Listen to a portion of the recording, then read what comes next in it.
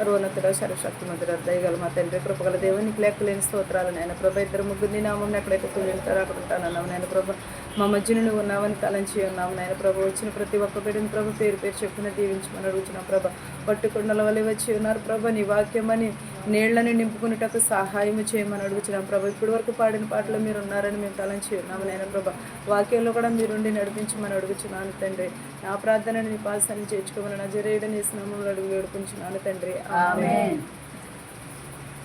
కీర్తనలు 58 మొదటి నుంచి 11 వచనాలు ఎవరైనా చదువుతారు. అధిపతులారా మీరు నీతిని అనుసరించి మాటలాడుదురని నిజమా? నరులారా మీరు న్యాయమును బట్టి తీర్పు తీర్చుదురా? ఏమంటున్నారండి ఇక్కడ దావీదు రాసిన కీర్తనలో ఏమంటున్నాడు? అధిపతులారా మీరు నీతిని అనుసరించి మాట్లాడునదని నిజమా అని అన్నాడు. మనం నీతిని అనుసరించి మాట్లాడినది నిజమా కాదా అని మనలని ప్రశ్నలు అడుగుతున్నాడు. నరులారా అని అంటున్నాడు. నరులారా అంటే ఎవరు? మనమే కదండి నరులం అంటే. నరులారా మీరు న్యాయమును బట్టే తీర్పు తీర్చుచున్నారా అని అన్నాడు. న్యాయం ఎక్కడున్నది? ఈ రోజుల్లో ఎక్కడున్నది అంటారా? అసలు న్యాయం అనేదే లేదు. మరి అడుగుచినప్పుడు మనం ఏం సమాధానం చెప్తాం? న్యాయంగా ఉంటే న్యాయం అని చెప్తాము, న్యాయం లేకపోతే న్యాయం లేదనే చెప్తాం. మనం దేనిని అనుసరించి నడుచుకోమంటున్నాడు? నీతిని అనుసరించి నడుచుకోమని అంటున్నాడు. నీతిని అనుసరించి మాట్లాడమని చెప్పుచున్నాడు. న్యాయమునే తీర్పు తీర్చండి అంటున్నాడు, కానీ అన్యాయమును తీర్పు తీర్చొద్దాను. ఈ పాపలోకంలో ఎక్కువగా వర్ధిల్లేది ఏంటది? అన్యాయమే వర్ధిల్లుతుంది, కానీ న్యాయం ఎవరికి కూడా పనికిరాట్లేదు. ఒకవేళ న్యాయంగా మాట్లాడినా కూడా వాళ్ళదే తప్పు అంటారు, కానీ అన్యాయాన్నే గెలిపిస్తారు ఎక్కడైనా సరే. ఈ లోకంలో ఎక్కడైనా మన ఊర్లోనే కదా, ఏ దేశాలలో అయినా సరే ఇలాగే ఉన్నది. కానీ దేవుడు ఏమంటున్నాడంటే న్యాయమును అనుసరించి నడుచుకోండి, న్యాయమును బట్టే మీరందరూ కూడా తీర్పు తీర్చండి అని అంటున్నాడు.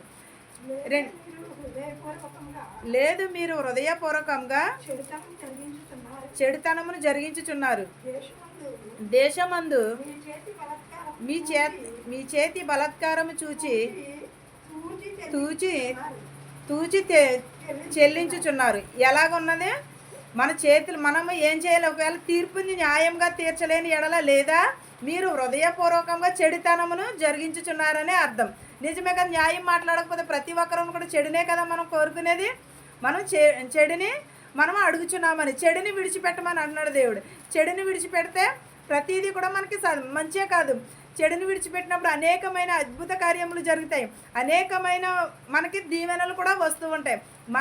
మనం హృదయం నిండనే ఘోరమైన పాపమును కలిగి ఉంటే మనకి ఏమొస్తుంది? ఏది రాదు. కానీ దేవుడినే నిందిస్తాం మనం. ఏంటంటే ప్రభువా నేను ఇంత ప్రార్థన చేస్తున్నానే, ఇంత ఉపవాసాలు ఉంటున్నానే, లేకపోతే ఇన్ని ప్రార్థనలకు వెళ్తున్నానే, నాకు అయినను సరే నువ్వు ఎందుకని నాకు మేలు చేయలేదని అడుగుతాం. కానీ ముందు ఏం చేయాలి? మన పాపమును విడిచిపెట్టాలి. మనం పాపమును విడిచిపెట్టుకోకుండా, మన చెడుతనమును విడిచిపెట్టుకోకుండా దేవునిని అడిగినంతరానే మనకి ఏదీ రాదు. దేశమంతయు మీ చేతి బలాత్కారము తూచి చెల్లించుచున్నారన్నాడు. అంటే మన చేతులతో చేసిన పాపములే దేవుడు దానిని బట్టే మనకి తీర్పులో మనకి ఉంటుంది. దానిని బట్టే తూచి మనకి చెల్లిస్తూ ఉంటాడు, తీర్పు తీరుస్తూ ఉంటాడు. 3వ అధ్యాయం. తల్లి కడుపున పుట్టినది మొదలుకొని భక్తిహీనులు విపరీత బుద్ధి కలిగి ఉందరు. ఎలా? పుట్టిన తోడనే అబద్ధములు ఆడుచు తప్పిపోదురు. తల్లి కడుపున పుట్టినది మొదలుకునే మనము పాపముతోటే నిండి ఉన్నాము. మన పుట్టుక ఒక పాపము, కానీ దేవుని పుట్టుక అయితే పరిశుద్ధాత్మ ద్వారాగానే నిండుకుని ఉన్నది. దేవుని దూత వచ్చి మరియమ్మ గారిని దర్శించటం వల్లనే ఆమె గర్భవతి అనేది. కానీ మోషే మాత్రం యేసేపు మాత్రమే ఆమెను విడిచిపెట్టాలనుకున్నాడు, కానీ అప్పుడు విడిచిపెట్టలేదు కదా. దేవుడు దర్శనం చెప్పడం వలనే ఆమె గర్భమును ధరించింది. కానీ మన పుట్టుక అయితే ఎలా ఉన్నది? పాపముతో నిండి ఉన్నది. మనము మంచి బుద్ధిని కలిగి ఉంటున్నామా? భక్తిహీనతను కలిగి ఉంటున్నామా? భక్తిని కలిగి ఉంటున్నామా? మన తల్లి కడుపులోని పుట్టినది మొదలుకునే మనము భక్తిహీనుల వలె ఉంటున్నాము. విపరీతమైన బుద్ధితోటే మనము బయటికి వస్తున్నాము. ఇదివరకు అనుకునేవారు, ఇదివరకు బయటకు వచ్చిన తర్వాత నేర్చుకునేవారు అని అన్నారు. కానీ ఇప్పుడైతే కడుపులోనే నేర్చుకుని వచ్చేస్తున్నారు. ఇది కంప్యూటర్ కాలమమ్మ అని అంటున్నారు. పుట్టుకతోనే అబద్ధములు ఆడుచున్నారు, తప్పిపోవుదురు అని అంటున్నాడు. ఎలా? పుట్టుకతోనే పుడతానే అబద్ధములు ఆడుచున్నారు మీరు అని అన్నారు. వారి విషము నాగుపాము విషము వంటిది. ఎలాంటిది? వారి విషము నాగుపాము వంటి విషము లాంటిదని అంటున్నారు.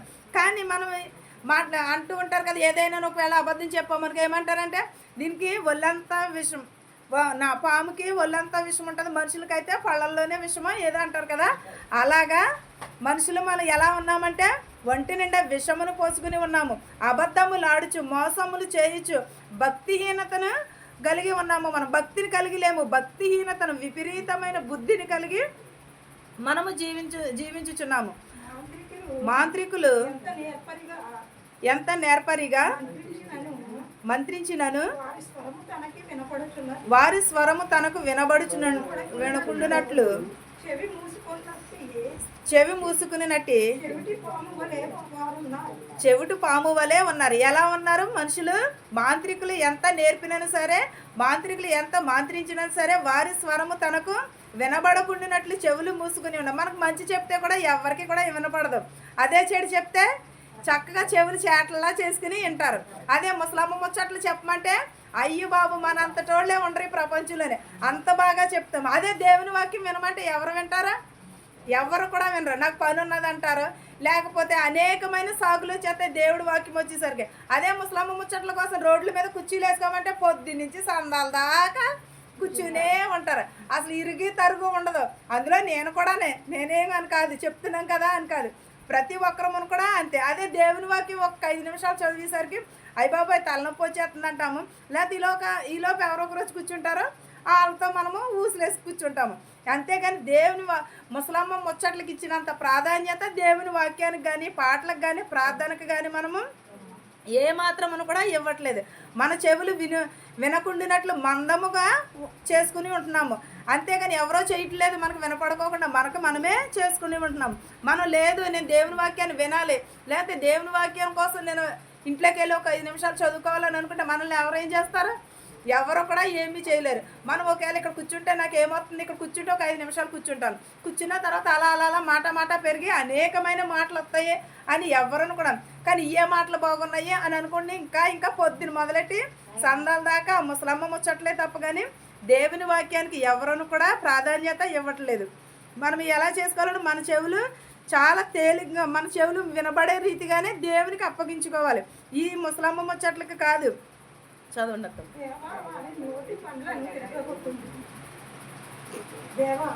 దేవా వారి నోట పండ్లను విరగొట్టుము, యెహోవా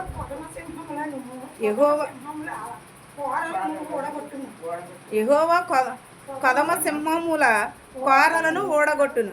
ఎలాగ ఓడగొట్టిన? దేవా వారి నోటి పండ్లను విరగొట్టుము, యెహోవా కొదమ సింహముల కోరలను ఓడగొట్టును. దానియేలు సింహముల బోర్లో ఉన్నప్పుడు ఏం చేశారు? సింహాలు ఏమైనా చేశారో చుట్టూ అదే మనిషిని కనపడితే ఏం చేస్తాయి? మనం ఒకవేళ జూకి వెళ్ళినా ఎక్కడికి వెళ్ళినా కూడా అక్కడ మనకి ఒకవేళ జూకి వెళ్ళే మనకు ఒకవేళ కాలు జారి పడిపోతున్నారు, వాళ్ళందరినీ ఏం చేస్తున్నాయి? సింహాలు పీక్కుని తినేస్తున్నాయి. కానీ దానియేలు ప్రార్థించగా అసలు ఒక్క సింహం కూడా సింహం బోన్లోని ఏమీ కూడా చేయలేదు. ఎందుకంటే దేవుని శక్తి అతని మీద ఉన్నది, దేవునిని ప్రార్థించాడు కాబట్టి వారి నోట నుండి ఏమొచ్చినాయి? దైవభక్తి గల మాటలు వచ్చినాయి కాబట్టి సింహాల బోన్లో ఉన్నా కూడా అసలు ఏమీ కూడా చేయలేదు సింహములు. దానియేలుకి ఎవరు తోడున్నారు? యెహోవా తోడున్నాడు. కానీ మనం కూడా అలాంటి తోడు కావాలని అనుకుంటాం, కానీ అంత భక్తి కలిగి ఉంటున్నామా? మనం అంత భక్తి కలిగి ప్రార్థన చేస్తున్నామా? ఏదో అలా వెళ్తున్నాము వచ్చేస్తున్నాము, కానీ మనుషులు మనం వెళ్ళి వచ్చేస్తుంటే మనం భక్తి పరులమే అని అనుకుంటారు. కానీ దేవుడైతే మన హృదయాన్ని చూస్తున్నాడు కాబట్టి ఆయన దానిని బట్టి మనకి తీర్పు తీరుస్తూ ఉంటాడు. దానిని బట్టి దేవుడు సింహపు బోనులోనున్నా ఎక్కడున్నా సరే మన భక్తిని బట్టి, మన ప్రవర్తనను బట్టి దేవుడు మనకి కాచి కాపాడుతాడు. ఆయన కాపుదల మన మీద ఉంటుంది. మనము గాలిలో దీపం పెట్టి ప్రభువా అంటే ఏమవుతుంది? అది ఆరిపోతుంది. అలాగే మనం నామకార్థంగా ప్రార్థన చేస్తే మన గృహంలోకి కాదు కదా, మన మీదకి కూడా ఏ దీవెన రాదు, ఏ ఆశీర్వాదమును కూడా రాదు. మన మనుషుల కోసం చేస్తే అది మనుషులకు తగ్గట్టుగానే ఉంటుంది. దేవునిని మనం భయముతోటి భక్తితోటి ప్రార్థన చేస్తే మన ఇంట్లో అనేకమైన అద్భుత కార్యములు జరుగుతాయి, అనేకమైన అద్భుత క్రియలు చేస్తారని చెప్పాడు. చెప్పండి. పారు నీళ్ళ వలె వారు గతించిపోవుదురు, అతడు తన బాణములను సంధింపగా అవి తునకలైపోవును. ఎలాగైపోయిను? ప్రార్థన చేయగా పారు నీళ్ల వల్లే వారు గతించిపోవుదురు. మన శత్రువులు మన మీదకి వచ్చినప్పుడు మనం ప్రార్థన చేస్తాము. మోషే అరణ్యవాసంలో ఉన్నప్పుడు అరణ్యం దాటుతున్నప్పుడు ఏం జరిగినది?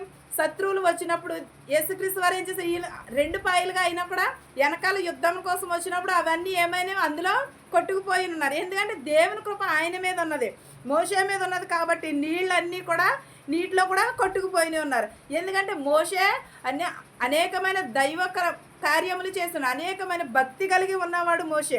ఎంత భక్తితో ప్రార్థన చేస్తే వారు అలాగన్నారు. మన మీదకి ఏ శత్రువు వచ్చినా సరే అలాగే గతించిపోతుంది. మనం దేవుని యందు భయభక్తులు కలిగి ఉంటే బాణములను సంధింపగా అవి తునకలైపోవును. అంటే మన మీదకి ఒకవేళ శత్రువు వచ్చి మన మీదకి బాణములు వేసినా కూడా దేవుడు మనకు తోడై ఉంటే అవన్నీ కూడా విరగొట్టేవాడు ఎవరు? యెహోవాయే. అయినా సరే దేవుడు మన మీద కాపుదల ఉంచి ఆయన కృప మన పైన ఉంటే నిత్యమును కూడా మనం ఏం చేస్తాం? శత్రువులు కాదు కదా, ఎవరు వచ్చినాను సరే, సాతాను మన మీదకు వచ్చినాను సరే దేవుడు వాటిని విరగొడతానని చెప్పుచున్నాడు. తునకలైపోవునని అంటున్నాడు. బాణములు సంధింపగా అవన్నీ కూడా తునకలైపోవును అని అంటున్నాడు. చదువు. వారు కరిగిపోయిన నత్తవలే నుందురు. సూర్యుడు చూడని గర్భస్రావము వలె నుందురు. సూర్యుని చూడని గర్భస్రావము అంటే సూర్యుని చూడనిది ఎవరు? మనం ప్రాణంతో ఉన్నంతసేపు కూడా అన్నీ చూస్తాం. అదే ప్రాణం లేకపోతే ఏది కూడా చూడలేము. మనం కడుపులో ఉన్న పిండము కూడా బయటకు వస్తేనే కదా వెలుగు అనేది, పాపం అనే జీవితమును ఇవన్నీ కూడా తెలుసుకుంటుంది. మన గర్భంలో ఉన్నంతసేపు కూడా మన పాపం ఏమిటో తెలియదు. మనం ఎక్కడున్నది వాళ్ళకి ఎంతసేపు చీకట్లోనే ఉన్నట్టుంటుంది. అలాగే బయటికి వచ్చిన తర్వాత గర్భస్రావమునున్నది వారికి కనబడునని చెప్పుచున్నాడు.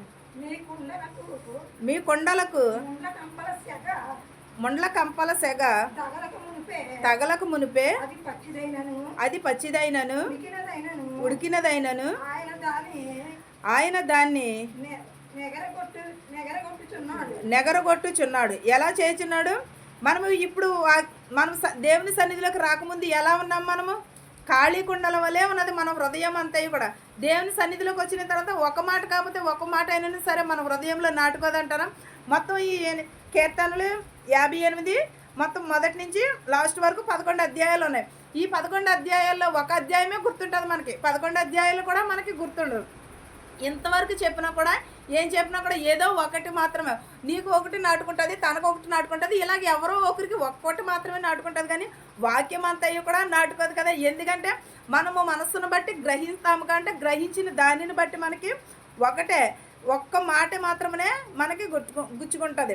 ఒక మాట మాత్రమే మన హృదయంలో నాడు. అది కనమయన్నీ కూడా మనకి ఎలా అనిపిస్తాయంటే అయ్య బాబాయ్ ఇలా ఉన్నదేంటి ఇలా ఉన్నదేంటి అని ముళ్ళ కంపల వలె ఉంటుంది, తునకలైపోవచ్చు ఉంటుంది. అది పచ్చిదైనను సరే ఉడికినదైనను సరే దానిని నెగరగొట్టును. మనము వినకముందు వినే కొలది కూడా మన వాక్యం ఒక వచనాలు చదువుకుని ఇంటి దగ్గర ఉన్నామనుకోండి, ఒక వచనము చదువుకుని మానేద్దాం అనుకున్నాం. కానీ చదివే కొలది ఏమవుతుంది? చదవాలి అనిపిస్తూ ఉంటుంది. అది ఎవరికంటే నిజమైన భక్తులకి అది అలా అనిపిస్తూ ఉంటుంది. ఒకవేళ నామకార్థంగా ఉన్న వాళ్ళకంటే ఎప్పుడు ముగించేస్తారు, ఎప్పుడు వెళ్ళిపోదాము, ఇదే ధ్యాస ఉంటుంది. ఎందుకంటే మనం నిజమైన భక్తిని కలిగి ఉంటున్నామా, నామకార్థ క్రైస్తవులుగా ఉంటున్నామా? ఒక్కసారి మన హృదయాన్ని మనము పరిశీలన చేసుకుందాం. ఎవరో చెప్పడం కాదు, మనం ఎలా ఉన్నాము, ఎలా వెళ్తున్నాం, దేవుని సన్నిధిలో ఎలా నిలవబడుచున్నాం. ఒక్కసారి మన అందరమును కూడా మన హృదయాన్ని మనము పరిశీలన చేసుకుని దానిని బట్టి మనము నడుచుకుందాం. ఒకవేళ ఎవరో చెప్పారని కాదు, ఒక్కసారి మనం వింటున్నాము వెళుతున్నాము దేవుని సన్నిధికి అంటే మన హృదయం ఎలా ఉన్నది, మనం ఎంత నేర్చుకుంటున్నాం, లేకపోతే మనం ఎంతవరకు ఉంటున్నాం అనేది మనలను బట్టి మనము కరెక్ట్ చేసుకోవాలి మన జీవితాలని. మనం ఒకవేళ ఈ మాట మాట్లాడుతున్నాం, లేకపోతే ఇలాగ ఉంటున్నాం, నేను ప్రార్థనకి వెళ్తున్నాను కదా, నేను వెళ్ళిన దానికి ఏంటి ఫలితము అనే దానిని బట్టి మనం మనం వినే కొలిది మనకి దేవుని వాక్యం ఎలా ఉన్నా రుచి చూసి తెలుసుకోమని అంటున్నాడు. మనం భోజనం వండినప్పుడు మనం రుచి చూసి ఎలా తెలుసుకోమంటున్నామో అలాగే దేవుని వాక్యాన్ని కూడా రుచి చూసి తెలుసుకోండి అని అంటున్నాడు. అది మన హృదయంలో నాటుకున్నప్పుడు ఎగిరిపోయే దుమ్ము వలే కాదు, మన హృదయంలో నాటుకోవాలని అని దేవుడు మనకి చెప్పుచున్నాడు ఈ వాక్యం ద్వారా. కానీ ప్రతిదండన కలుగగా నీతిమంతులు చూచి సంతోషించుదురు, భక్తిహీనుల రక్తములో వారు తమ పాదములను కడుగుకుందురు. ఎలాగో ప్రతిదండన కలుగగా నీతిమంతులు సంతోషిస్తారని అంటున్నారు కదా. దేవుడు కూడా ఇదే చెప్పాడు, నీతిమంతులను ఆశీర్వదిస్తాను అంటే నీతి లేని వారిని ఆశీర్వదించినా అని కాదు, వాళ్ళు కూడా మారు మనసు పొందిన తర్వాత దేవుడు అందరినీ ఆశీర్వదిస్తాను, అందరినీ ఒకేలాగా చేశాడు. కాదంటే ఈ భూమి మీద మనకున్న తెలివితేటలను బట్టి మనం అలాగ మలుచుకుంటూ ఉంటున్నాం అంతే తప్ప. కానీ దేవుడు ప్రతి ఒక్కరిని కూడా ఆయన మట్టితోనే చేశాడు, ఆయన రూపంలోనే చేశాడు, ఆయనను ఊపిరి మనందరికీ కూడా పోసినాడు. నీతిమంతులు మాత్రమే భూమి మీద సంతోషిస్తారంటున్నాడు, నీతిమంతులు మాత్రమే ఈ భూమి మీద వర్ధిల్లుతారని అంటున్నాడు. ఆ నీతిమంతులు ఎవరమని మనలో ఉన్నామా? నీతిమంతులు అనే గుంపులో మనం ఉన్నామా లేదా? నీతిమంతులు అనే గుంపులోని మనం అది తీర్పు తీర్చినప్పుడు తప్ప. కానీ ఈలోపు ఎవరు కూడా నువ్వు నీతిమంతురాలు నేను నీతిమంతురాలు అని అనుకున్నంతరానే మనం నీతిమంతులం అయిపోము. దేవుడు అది నిర్ణయించాలి. దేవుడు నిర్ణయాన్ని బట్టి, దేవుని తీర్పుని బట్టి మనం భక్తిహీనుల రక్తంలో వారు తమ పాదములను కడుక్కుంటున్నారు.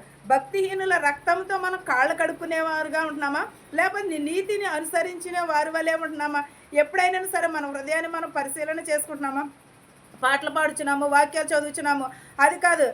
నా హృదయం ఎలాగున్నది, నేను ఎలా ఉన్నాను, దేవుని వాక్యముని ఎంత అనుసరిస్తున్నాను, లేకపోతే దేవుని వాక్యమును నేను ఎలా చేయుచున్నాను, నేను దేవుని వాక్యంలో ఎంత విశ్వాసమును కలిగి ఉంటున్నాను, ఎంత నీతిని కలిగిన, నేను భక్తి పరురాలని నేను విశ్వాసరాలని నేను చెప్పుకుంటే సరిపోదు. అది దేవుడు నిర్ణయించాలి. మనం భక్తినైనా సరే, అభక్తినైనా సరే, నీతినైనా సరే, దేనినైనా సరే దేవుడి నిర్ణయాన్ని, దేవుని తీర్పును బట్టి ఉంటుంది. కావున నిశ్చయముగా నీతిమంతులకు ఫలము కలుగుననియు నిశ్చయముగా న్యాయము తీర్చు దేవుడు లోకములో నున్నాడనియు మనుషులు ఒప్పుకుందురు. ఎలాగ మనము ఉన్నామో నీతిమంతులకు ఫలము కలుగునని దేవుడు ముందే చెప్పిన నీతిని అనుసరించి నడుచుకునేవారు వర్ధిల్లుదురు అని చెప్పాడు. నిశ్చయముగా న్యాయమునే తీర్పు తీర్చును లోకంలో. ఎవరు లోకంలో న్యాయమును తీర్చేవారు ఎవరును కూడా లేదు. కానీ అది మనుషులు ఒప్పుకోవడానికి ఒప్పుదల ఉండదు. ఎందుకంటే మనము యుగో అడ్డొచ్చేస్తుంది. మనకి ఒకవేళ ఒప్పుకోలేదనుకో, న్యాయమును తీర్పు తీర్చలేదని మనము చెడ్డవాళ్ళం అయిపోతామని అదేం చేస్తామంటే ఎదుటి వాళ్ళ మీదకి నెట్టేస్తాము. మన తప్పు మనము కప్పుపుచ్చుకోవడానికి ఎదుటి వాళ్ళని చెడ్డవాళ్ళని చేసేస్తాము. మనం ఎప్పుడూ కూడా ఏం చేయాలి, మనం ఎప్పుడైతే ఇక్కడ నీతిని న్యాయాన్ని అనుసరించి నడుచుకుంటామో అప్పుడు దేవుని రాజ్యంలోకి మనకి ప్రవేశం ఉంటుంది. మనము భక్తి లేకోకుండానే, నీతి లేకోకుండా, న్యాయం లేకోకుండా, ధర్మశాస్త్రమును అనుసరించుకోకుండా, బైబిల్లో ఉన్న ఆజ్ఞలను పాటించుకోకుండా ప్రభువా అని పిలిచేసినంతరాన్ని మనం పరలోక రాజ్యము చేరము. మన హృదయము మారాలి, ముందు మన మనసు మారాలి, మన ప్రవర్తన మారాలి. దానిని బట్టి దేవుడు మనకి తీర్పు తీరుస్తాడు. కానీ అది మనం ఒప్పుకుంటే మనకి మన చిన్న చూపు చూసేస్తారు. కానీ వాళ్ళ మీద మనమే పైన ఉండాలని అనుకుంటాం. కానీ అది కాదు. మనుషుల పైన ఉండొచ్చేమో, కానీ దేవుని ఎదుట మనం అందరము కూడా సమానమే. ప్రతి ఒక్కరూ కూడా సమానమే. ప్రభు అని పిలిచేవారు కాదు. నోవహు కూడా అలాగే ఎన్ని సంవత్సరాలు నోవహు వాడ తయారు చేస్తుంటే జలప్రళయం వస్తుందంటే ఇటు పిచ్చివాడు, వెర్రివాడు అని చెప్పారు. కానీ జలప్రళయం వచ్చే టయానికి నోవహు తలుపు తీయమంటే ఎవరు తీసారా? లేదు. దేవుడు పంపించిన రెండేసి చొప్పున మాత్రమే పక్షులు కానీ, జంతువులు కానీ, నోవహు కుటుంబము మాత్రమే రక్షింపబడినది. అలాగే దేవుడు వచ్చారు అక్కడికి కూడా మనం ఎవరమును కూడా ఏది జరిగినని సరే దేవుడే మన క్రియలను బట్టి, మన ప్రవర్తనను బట్టి, దేవుని తీర్పును బట్టి మన పరలోక రాజ్యం, నేను పరలోక రాజ్యం వెళ్ళిపోతాను అని అన్నంతరానే నేను పరలోక రాజ్యం వెళ్ళిపోను, అది పరలోక రాజ్యం వెళ్ళదు అని అన్నంతరానే అది కూడా పరలోక రాజ్యము వెళ్ళదు. ఎవరైతే దేవుడు మనం చిన్నప్పటి నుంచి కూడా దేవుడు ఒక లెక్క ఉంటుంది. ఆ లెక్కను బట్టి దేవుడు పరలోక రాజ్యంలో తీర్పు ఉంటుంది. ఆ తీర్పులో చేరిన వారు మాత్రమే పరలోక రాజ్యము ప్రవేశిస్తారు. కానీ మనం ఏం చేస్తామంటే నిశ్చయముగా న్యాయము తీర్చు దేవుడు లోకంలో ఉన్నాడని మనుషులు ఒప్పుకోవాలి. న్యాయం తీర్చేవాడు ఎవడు? ఒక్క దేవుడు మాత్రమే న్యాయం తీరుస్తాడు. మనుషులు ఏమాత్రమును కూడా న్యాయమును తీర్చరు. అది మనం ఒప్పుకోము. ఏంటంటే ఇక్కడ తీర్పు తీరిస్తే మనకు దేవుని రాజ్యంలో తీర్పు ఉండదు. తీర్పు లేని వాళ్ళు ఎక్కడికి వెళ్తారు? అగ్నిగుండంలోనికే వెళ్తారు. మన తీర్పు ఇక్కడ మనం తీర్చామనుకో పరలోక రాజ్యంలో మనకి తీర్పు ఉండదు. అందుకనే మనం తీర్పు జోలికి మనము వెళ్ళకూడదు. ఎప్పుడైనా సరే ఒకవేళ చెప్పడం అంటే చెప్తాం, కానీ మన తీర్పు ఇదే కరెక్ట్, అదే అని శాసనం అని చెప్పలేము. మనం ఏంటన్నా అడుగుతారు కాబట్టి ఏదో చిన్న సలహా చెప్తాము, అంతవరకే తప్ప. కానీ ఇది తీర్పు, నేను చెప్పిందే రైట్, నేను చేసిందే శాసనం అని అంటే అది దేవుడు ఒప్పుకోడు. దేవుడు కూడా ఏమని అంటున్నాడు, నిశ్చయముగా న్యాయం తీర్చువాడు దేవుడు ఒక్కడే లోకంలోనున్నాడని మనుషులు ఒప్పుకోవాలి. ప్రతి ఒక్కరును కూడా దేవుడు మాత్రమే తీర్పు తీరుస్తాడని ఈ లోకంలో మనం అందరం ఒప్పుకుంటేనే దేవుని రాజ్యంలో ప్రవేశించగలం. ఈ వాక్యమును మీకును మాకును మనందరి కుటుంబాలకును తోడయ్యుండును గాక. ఆమేన్. ప్రార్థించండి.